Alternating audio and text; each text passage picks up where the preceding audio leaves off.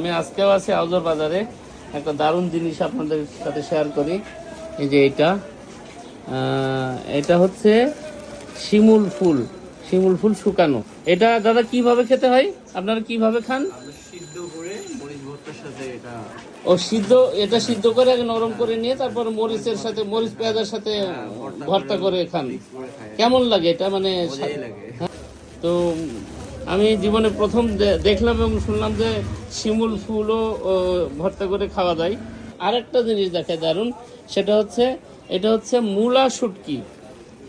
যারা মূলা খেতে পছন্দ করেন 12 মাস এভাবে এই যে শুটকি মূলা 12 মাসে রান্না করে খেতে পারবেন। এটা তো রান্না করে খান আপনারা। এটা কি দাদা? এটা হচ্ছে যে আমরা বলি তারা। কি বলেন? তারা। তারা। এটা কি কিভাবে খেতে হয়? এটার ভিতরের অংশটা, ভেতরের কচি অংশটা কি রান্না করে খান না কাঁচা, মানে সালাদের মতন করে খান? ওইটা হলো যে সবজি, পাঁচমিশালি সবজি। হ্যাঁ। ওই পাঁচমিশালি সবজির সাথে যদি দেয় তাহলে ফ্লেভারটা আলাদা হয়। ও আচ্ছা আচ্ছা। তো দাদাদের মানে খাদ্যাভ্যাস বেশ আমাদের থেকে অনেকটা আলাদা এবং বেশ বৈচিত্র্যময়। আমরা যেগুলো কখনো দেখিও নি বা শুনিও নি, দাদারা সেগুলো খান। যেমন এই যে একটা সবজি, এটার নাম হলো কি বললেন জানি দাদা? টক পাতা, বা আপনাদের মানে আপনারা কি নামে ডাকেন এটাকে? আমিলা।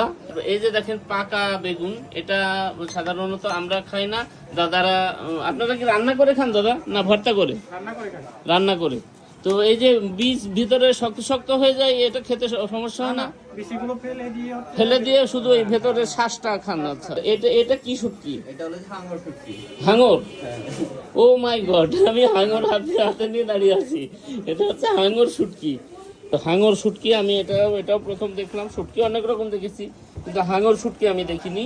আর দাদারা তো শুটকি খুবই পছন্দ করেন, পারলে 3 বেলায় দাদারা শুটকি খান।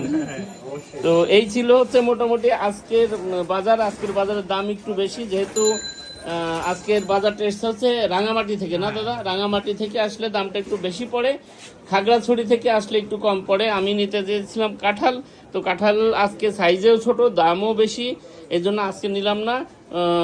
মঙ্গলবারে হচ্ছে খাগড়াছড়ি থেকে বাজার আসবে, তখন আমি হচ্ছে কাঁঠাল নিয়ে যাব আর পুঁইমিচুটি নিয়ে যাব। আজকে নিয়েছে হচ্ছে একটা বেল আর একটা লাউ। আমার আগের ভিডিও দেখেছেন তারা নিশ্চয়ই জেনে থাকবেন যে আউজার বাজারে অর্গানিক একদম পাহাড়ি ফলমূল শাকসবজি পাওয়া যায়, এমনকি মুরগিও পাওয়া যায় পাহাড়ি, ফ্রিজে রাখে।